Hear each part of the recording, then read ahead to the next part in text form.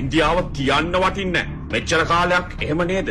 අපි ඉන්දියාවට අල්ලපු රටට බැන්නේ කොහොමද? ලංකාවේ වතුර ගලලා මිනිස්සු පීඩාව ඉන්න වෙලාවේ මේ ලෝක රටවල් එකෙක්වත් අපි දිහා බැලුවේ නැහැ. නමුත් අල්ලපු රට ඉන්දියාවට පට්ට රෙස්පෙක්ට්.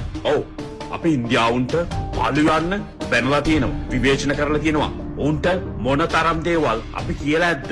නමුත් මෙවැනි අවස්ථාවක ලංකාවට අත දුන්නේ අල්ලපු රට ඉන්දියාව.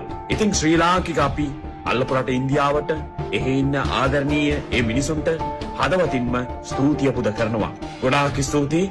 පට්ට රෙස්පෙක්ට් ඔයාලට. ඉතින් ලංකාව මිනිස්සු සමහර වෙලාවට අපි ආත්මාර්ථකාමී.